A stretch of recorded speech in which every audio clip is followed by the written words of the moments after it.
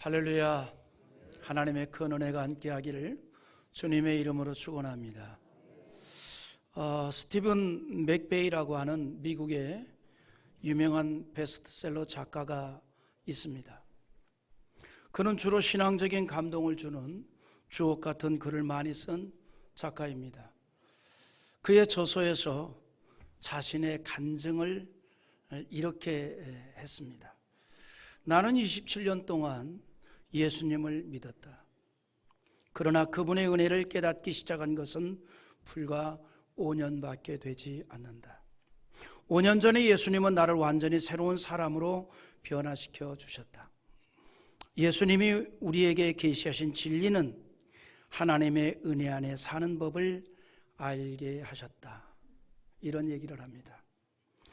그가 예수님을 만나게 되니 변화된 것 중에 하나가 뭐냐면 하나님의 은혜 안에 사는 법을 알게 되었다는 거예요. 그리고 자신이 깨닫고 생각하는 은혜 안에 사는 삶에 대해서 또 이런 말을 합니다. 오늘날 교회에서 우리가 할 일은 주님께 온전히 항복하는 것이다. 주님, 내 힘으로는 그리스도의 삶을 사는 것을 포기합니다. 나는 이제 절대적으로 주님을 의지하겠습니다. 내 안에서 나의 주님이 되어 주십시오 라고 고백하는 이것이 은혜의 삶이다. 이렇게 간증합니다. 다시 말해서 그는 예수님을 만나고 나서 보니 나의 삶이 저절로 하나님의 은혜 안에 살게 되고, 은혜 안에 사는 삶이라고 하는 것은 나를 포기하고 전적으로 하나님만을 의지하는 것이다. 이것이 바로 그의 고백이었습니다. 그런데 여기서 한 가지 우리가 좀 더 다른 이야기도 하고 싶습니다. 스티븐 맥베이처럼 은혜의 삶이 어떤 것이냐라고 하는 것 대단히 중요하겠지요. 그러나 더욱 중요한 게 있습니다. 그게 뭘까요? 내가 하나님의 큰 은혜를 받았다는 사실에 대한 깨달음입니다.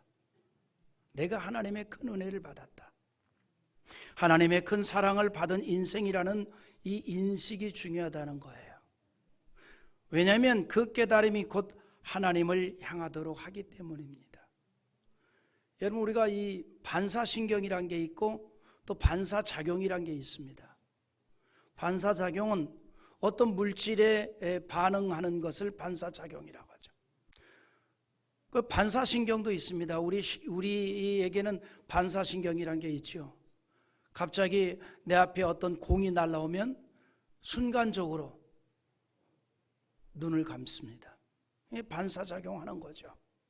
반사신경이 있어서 순간적으로. 누가 시키지 않았어요.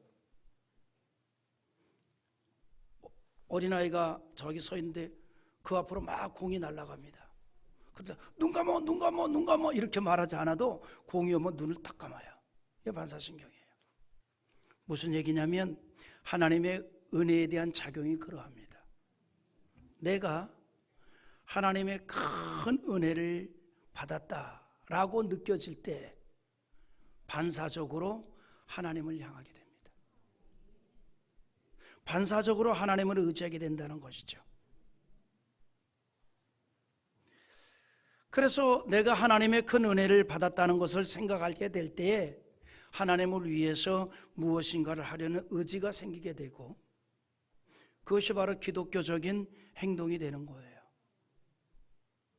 그러니까 기독교인의 신앙적인 행동이란 게 뭐냐면 하나님의 은혜를 크게 받았다는 걸 내가 경험을 하고 깨닫고 하나님을 향해 나아가는 것, 이게 바로 기독교에서 말하는 신앙적인 행동입니다. 우리는 그런 모습을 12절에서 보게 되는데, 내게 주신 모든 은혜를 내가 여호와께 무엇으로 보답할까? 라고 하는 거룩한 질문을 던집니다. 하나님께서 베풀어 주신 은혜를 알았기 때문에 무엇으로 그 은혜에 대해서 보답할 것인가를 고백하고 있는 거예요. 시편 기자는 자신이 겪었던 극심한 고난에서 벗어난 현재의 상황에서 하나님의 사랑을 알게 되었고, 그래서 감사의 고백을 하게 되었던 것입니다. 그는 너무나 힘든 상황에 처해 있었던 그러한 과거가 있습니다. 자신이 당한 극심한 상황에 대해서 이렇게 표현합니다. 3절에 사망의 줄이 나를 두르고 수월의 고통이 내게 이르렀으므로 내가 환난과 슬픔을 만났을 때라고 하였습니다.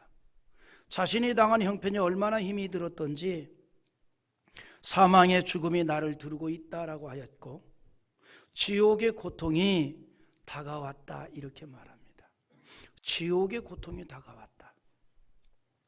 그가 겪은 환난이 얼마나 힘이 들었으면 죽음과 같은 고통이었고, 그 고통은 그에게 극도의 고뇌를 안겨주었음을 말해주고 있습니다. 일반적으로 사람들이 과거에 자신이 당한 고통을 말하는 이유가 있습니다. 자신이 처했던 그 어려운 일들을 얘기하는 이유가 있는데, 대체적으로 이런 이유입니다. 그런 힘든 과정을 거쳤다는 것을 말함으로써 위로를 받고자 하는 그러한 의식이 있다는 거죠. 위로. 내가 그때 이렇게 어려웠어. 그 얘기를 하는 이유는 뭐예요?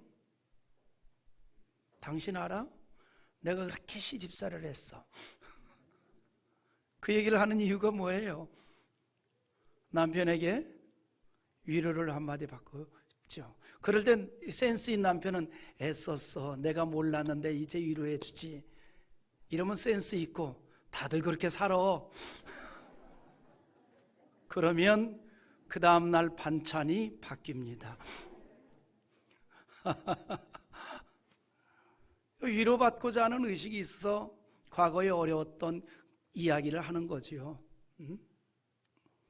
그런가 하면 또 스스로 그런 어려움을 극복한 것에 대한 자랑스러움이 담겨 있기 때문에, 야, 내가 그래도 그 어려움을 극복했구나 라고 하는 자랑스러운 마음이 있어서 과거에 경험했던 어려운 이야기를 하는 겁니다. 그런데 시편 기자는 자신이 겪은 고통을 자세하게 말하는 이유가 앞에서 말한 그런 동기가 아니었다는 거죠.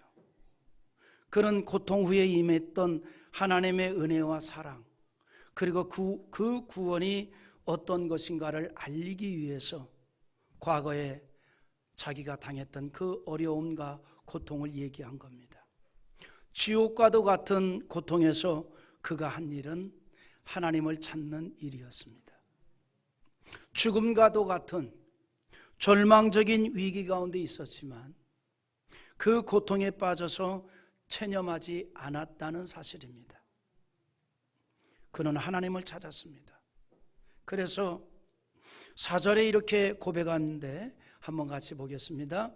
내가 여호와의 이름으로 기도하기를 여호와여 주께 구하오니 내 영혼을 건지소서 하였도다.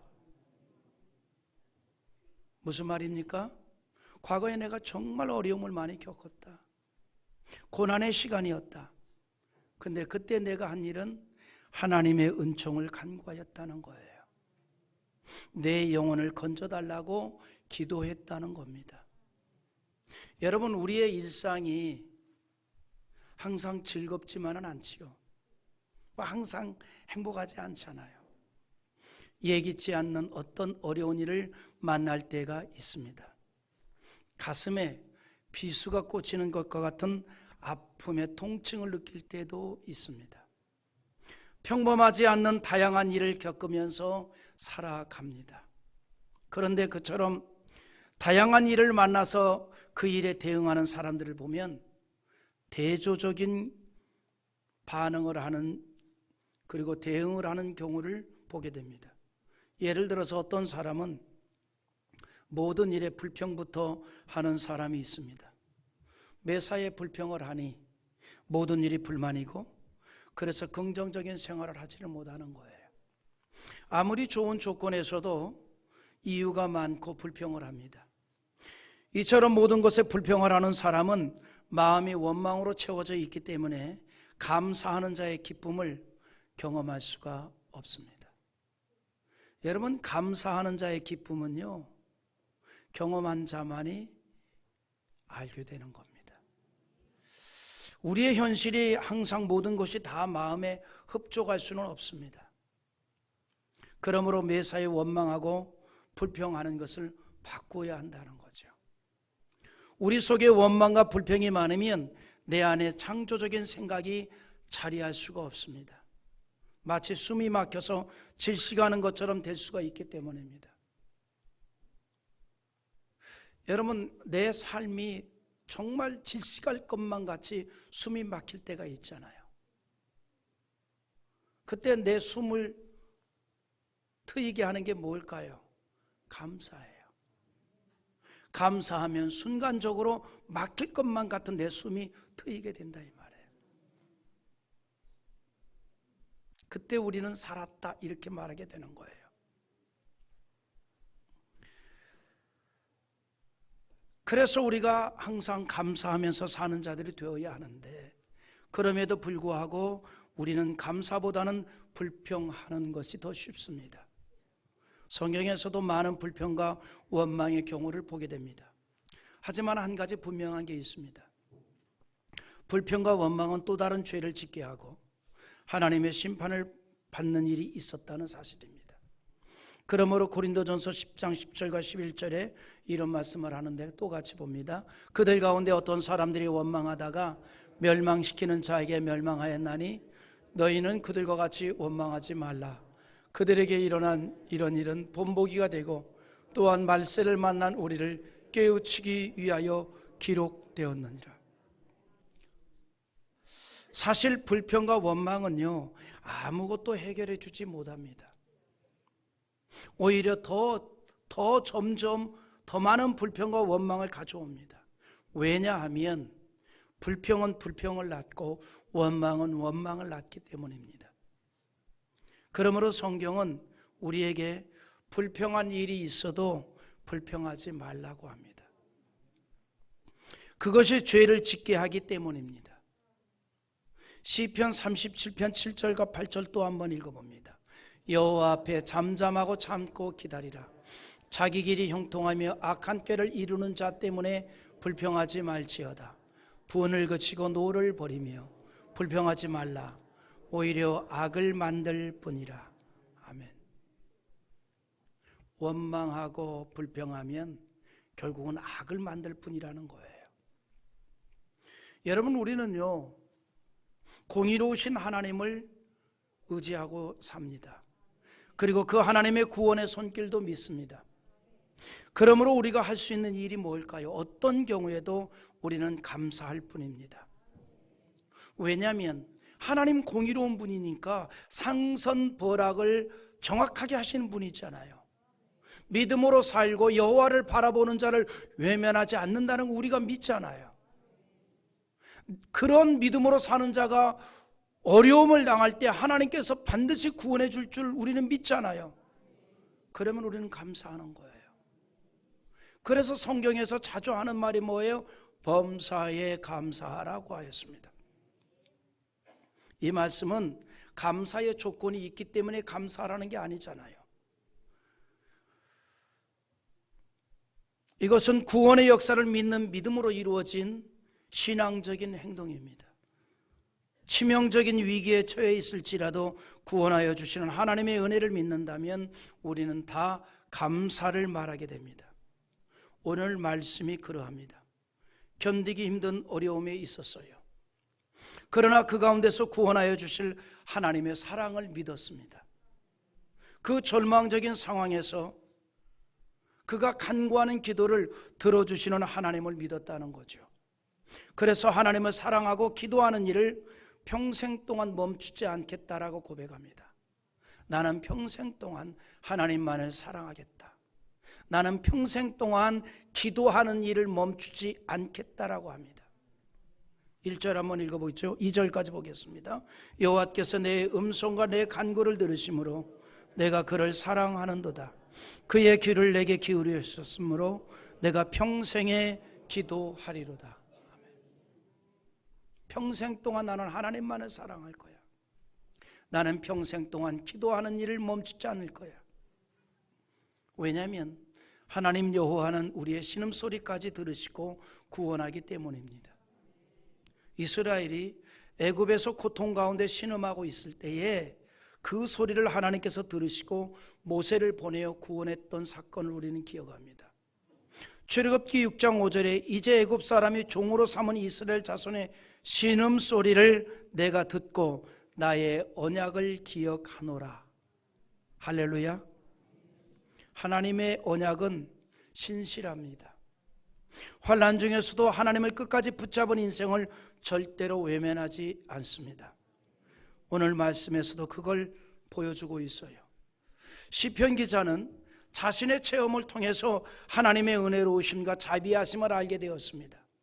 하나님에 대한 신앙이 있어서 참으로 순진했어요.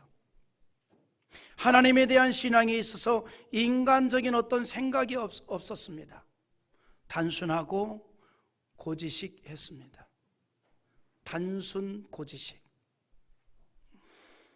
여러분, 일반적으로요, 어떤 일에 있어서 지금까지 걸어왔던 그 길을 고집하거나 다른 것을 생각하지 않는 사람을 우리는 고지식한 사람이다 이렇게 말합니다. 또 다른 말로 융통성이 전혀 없다 이렇게 말합니다. 근데 우리가 서민적인 용어를 빌리면 그렇게 표현 안 해요. 융통성이라고는 눈곱만큼도 없어가지고 이렇게 표현합니다. 그런데 그런 사람을 옆에 두고 있으면 답답해합니다. 벽에다가 얘기를 하지. 이 웃는 사람 수상한 거예요. 굉장히 답답해하죠. 융통성이 없고 너무 고지식하니까 답답해서 벽에다 대고 얘기를 하는 게 낫겠다 이렇게 얘기합니다. 근데 여러분, 하나님에 대한 우리의 신앙이 그렇게 되어야 합니다. 답답하게 여길 정도로 오직 하나님만을 바라볼 수 있어야 합니다. 욥이 그랬습니다. 그는 어떤 어려운 일을 당해도 하나님에 대한 신앙에 변함이 없었습니다. 여전히 하나님을 찾았습니다. 감사의 고백을 했습니다. 신앙은요, 융통성을 부리는 게 아니에요. 신앙은 고지식해야 합니다. 그럴 때 하나님의 기적을 만날 수 있는 거예요.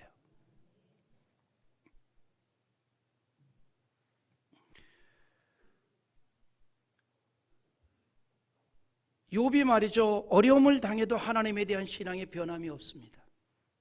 여전히 하나님을 찾고 감사의 고백을 했습니다. 그런 욥을 옆에서 보고 있던 부인이 너무 답답한 거예요. 너무 답답한 거예요. 여러분 생각해 보세요. 일순간에 자식들을 잃었어요. 모든 재산을 빼앗겼어요. 몸은 발바닥에서 정수리까지 극심한 종기로 인해 질그릇 조각으로 긁어야 할 정도입니다. 그럼에도 불구하고 여전히 욥은 하나님을 향하여 원망하지 않습니다. 입술로 범죄하지 않습니다. 이런 욥을 그의 부인이 옆에서 보고 참으로 답답해서 하나님을 욕하고 죽으라라고 말하고 그를 떠났습니다. 제 생각해 볼 때에 욥에 비해서 부인은 욥처럼 하나님에 대한 절대적인 신앙은 아니었던 것 같아요. 그러니 욥이 하나님을 열심히 섬기고 살았는데 그런 고통을 당하게 될 때에 하나님에 대해서 원망을 해도 시원찮은데 오히려 감사를 하고 있으니 답답하게 생각을 했던 것 같습니다. 욥이 고난을 당하기 전에도 하나님이 인정할 정도로 믿음이 좋았잖아요. 신앙생활을 굉장히 잘했어요. 그런데 일순간에 거지가 됐어요. 그럼에도 불구하고 하나님을 열심히 섬기고 있으니까 부인이 옆에서 보니까 너무 답답한 거예요. 원망을 해도 시원찮은데 여전히 하나님 앞에 감사를 고백하고 있으니 말이죠. 그래서 그 부인이 뭐라고 얘기하냐면 당신이 섬기는 그 하나님을 욕하고 죽으라 저주를 하면서 떠나는데 욥기 2장 9절인데 요건 내가 읽을게요. 그의 아내가 그에게 이르되 당신이 그래도 자기의 온전함을 굳게 지키겠느냐? 하나님을 욕하고 죽으라. 욥의 부인이 말한 온전함을 지키겠느냐라는 말은 조롱하는 말이에요. 하나님을 섬기고 있었다가 이렇게 어려움을 당했는데도 여전히 하나님께 감사하는 자, 그래도 온전히 신앙생활 할 거냐? 해봐라. 조롱하는 거예요. 왜냐하면 욥은 여전히 원망하지 아니하고 감사하고 찬송하니 그래 그런 신앙으로 살라는 조소였던 겁니다. 그런데 욥의 경우만이 아니라 우리도 얼마든지 신실하게 오직 하나님을 섬기고 신앙으로 살다 보면 욥이 들었던 것 같은 조롱이나 비난이 아닌 비난을 들을 수 있습니다. 성경의 인물들이 순진한 신앙을 가졌을 때 그런 일을 자주 당했습니다. 욥의 친구들도 욥을 조롱을 했어요. 그러나 그 조롱의 소리를 들으면서도 욥의 시선은 여전히 하나님을 향하고 있었다는 거죠.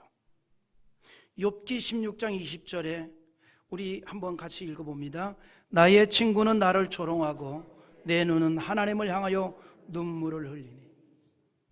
내 친구들도 나를 조롱을 해요. 그래 열심히 감사하면서 믿음 생활해라. 조롱하네. 내 믿음을 우습게 여기는 거예요. 그래도 여전히 그는 하나님을 바라보았습니다. 하나님을 향한 순진한 신앙을 가지고 있었다는 거죠. 무엇 때문입니까? 하나님께서 나의 모든 형편과 처지를 아신다는 믿음이 있었기 때문이에요. 순진한 자를 지켜주시고 구원해 준다는 사실을 알았던 겁니다. 시편 기자도 그걸 체험을 했어요. 그래서 6절에 여호와께서는 순진한 자를 지키시나니 내가 어려울 때에 나를 구원하셨도다. 하나님 앞에 신앙이 순진한 자, 하나님께서 그를 지켜주신다는 사실입니다. 이처럼 하나님을 온전하게 향하는 신앙, 그런 자에게 하나님이 주신 은혜가 뭘까요? 하나님 안에서 안식을 누리게 됩니다. 여러분, 우리가 천국에 들어가는 것은 미래적인 일이죠. 그러나 하나님을 향한 신앙은 지금 이 자리에서 천국을 경험하게 되는 거예요. 이 자리에서 천국을 경험합니다. 여러분, 우리가 천국에 들어가는 건 미래적인 일이지만 하나님을 온전히 의지하는 사람은 이 땅에서 천국의 일부분을 경험하고 살 수 있는 거예요. 그 중에 하나가 은혜와 평강입니다. 여러분, 우리의 육체는 제한적이고 깨어지는 질그릇 같은 인생입니다. 그러나 신앙은 인생의 삶에서 강하신 하나님의 능력으로 이루어진 구원을 체험하게 된다는 거죠. 그러므로 8절에 주께서 내 영혼을 사망에서 내 눈을 눈물에서 내 발을 넘어짐에서 건지셨나이다 라고 고백합니다. 오늘 이 같은 고백이 우리 성도들의 고백이 되기를 소망합니다. 믿음으로 하나님만을 소망하는 자에게 나타나는 은혜인 줄 믿으시기 바랍니다. 지옥의 문 앞에까지 갔다가 극적으로 구원을 받은 생생한 체험을 통해서 하나님과 동행하는 삶의 중요성을 깨닫고 오늘 시편 기자가 이걸 고백한 겁니다. 하나님이 내 영혼을 사망에서 건져주셨다. 다시 말해서 지옥 문 앞에까지 갔다가 나를 건져주었다는 거예요. 그래서 그가 무슨 일을 하는 거 아니? 하나님의 뜻을 행하기 위한 신앙적인 결단을 새롭게 합니다. 새로운 생명을 얻었으니 그 삶을 새롭게 결단을 한 것입니다. 여러분, 우리가요 간혹 그런 표현을 하잖아요. 내가 다시 태어났습니다. 언제 그런 표현을 합니까? 어떤 큰 어려움에 빠졌다가 해결받았을 때, 혹은 죽을 상황에서 벗어났을 때, 지방에서 그 10일 만에 살아난 사람도 아마 그런 얘기 했을 거예요. 내가 다시 태어난 것 같다. 그래서 제가 이제 가방에다가 항상 믹스 커피를 넣고 다니려고 생각하고 있습니다.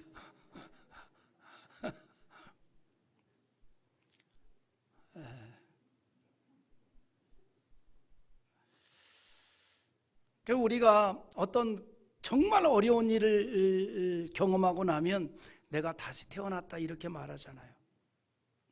그래서 남은 삶에 대해서 덤으로 사는 삶이다 이렇게 말합니다.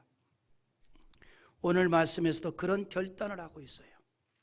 고통에서 건지신 하나님의 은혜를 체험하고 나서 남은 인생을 오직 신앙으로 살겠다는 결단을 하고 있습니다. 이 땅에서 생명이 다하는 그날까지 하나님 앞에서 행하는 인생이 되겠다는 거예요. 9절 한번 읽어볼까요? 내가 생명이 있는 땅에서 여호와 앞에 행하리로다. 이 말이 무슨 말이냐면 하나님 앞에 신앙으로만 살겠습니다 이 말이에요. 여러분, 시편 기자가 이런 결단과 고백을 하게 된 이유가 있습니다. 그는 한때 사람을 믿었습니다. 자기가 어떤 어려움을 당하고 공경에 처해도 자신을 떠나지 않고 도움을 줄 것으로 믿었던 것입니다. 그런데 정작 그가 어려움을 당할 때 믿었던 사람들이 다 떠났어요. 어떤 사람은 조롱까지 하는 겁니다. 마치 예수님의 제자들이 평소에 예수님이 가시는 길이 죽음의 길이라도 절대로 떠나지 않고 함께 하겠다라고 장담을 했지만 겟세마네 동산에서 로마 병사들에게 포박을 당하자 모두가 다 도망을 하였던 것 같이 어려움을 당하자 모두가 다 모른 척했습니다. 고통을 당했을 때에도 함께 할 것으로 믿었는데 그렇지 않았다는 거죠. 그래서 그런 사람들을 보고 놀란 겁니다. 그들이 한 말이 다 거짓이 되어버렸기 때문입니다. 그러므로 10절과 11절에 한번 읽어보겠습니다. 내가 크게 고통을 당하였다고 말할 때에도 나는 믿었도다. 내가 놀라서 이르기를 모든 사람이 거짓말쟁이라 하였도다. 할렐루야.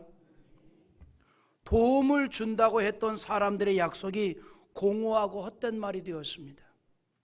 그들은 신뢰할 수 없는 헛된 약속으로 오히려 더 깊은 좌절감만 안겨주었던 것입니다. 그의 기대는 완전히 깨어졌고 인간에 대한 신뢰를 포기하게 되었습니다. 그런데 인간에 대한 신뢰를 포기한 그 마음의 자리에 하나님을 신뢰하는 믿음이 되신하게 되었다는 거죠. 이 또한 은혜입니다. 우리가 살다 보면 기대감이란 게 있잖아요. 근데 그 기대감이 충족되지 않으면 공허감이 옵니다. 그 공허한 자리에 여호와 하나님을 의지하는 믿음으로 채울 수 있다면 그 또한 은혜입니다. 시편 기자가 그랬다는 거예요. 충성을 다짐하는 신하들을 믿었고 그에게 가까이 하는 자들을 믿었는데 어려움을 당할 때 다 떠났다는 거죠.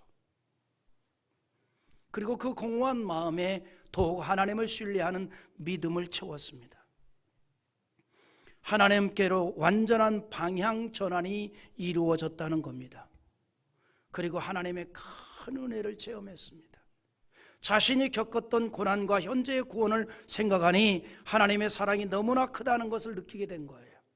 그래서 하나님의 은혜를 무엇으로 보답할까라고 하는 독백과도 같은 고백을 하였는데 우리도 한번 동일한 고백을 해봅시다. 12절 한번 다 같이 다시 읽어봅니다.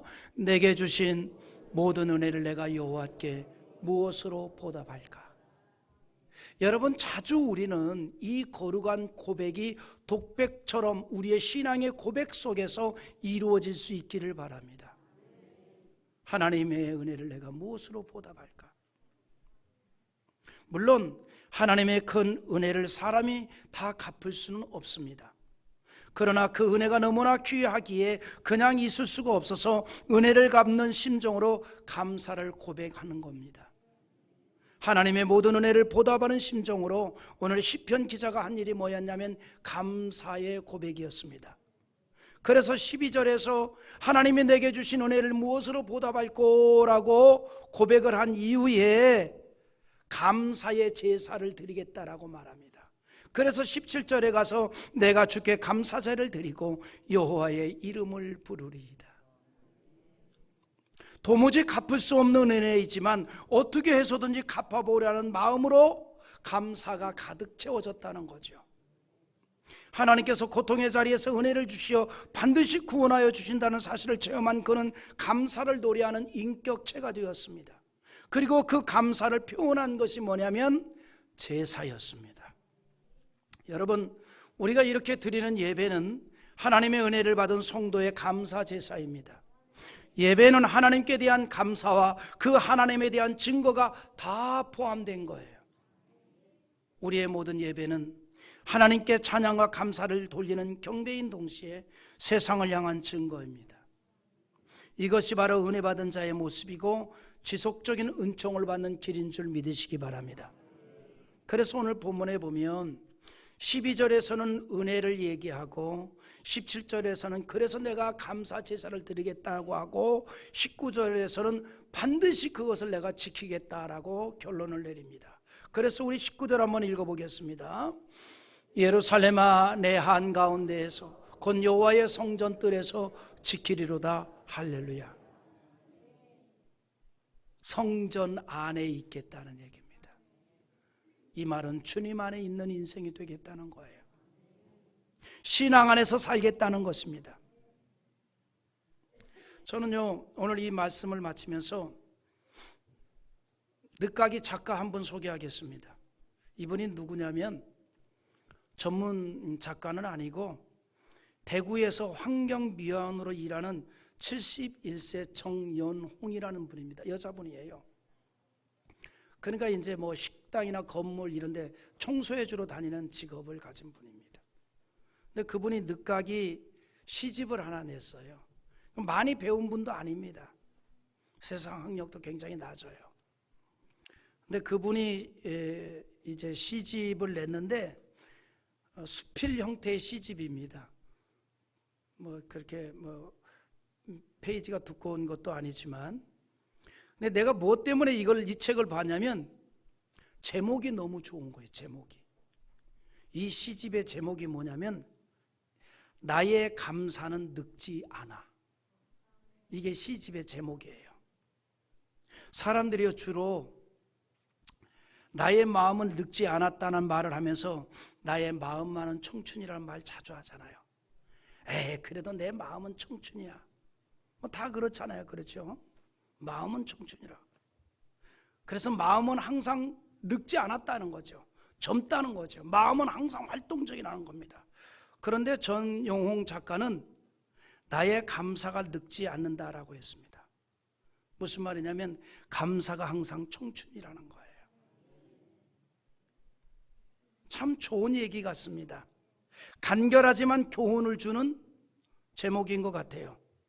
오늘 우리 모두가 감사가 청춘이 되기를 바랍니다.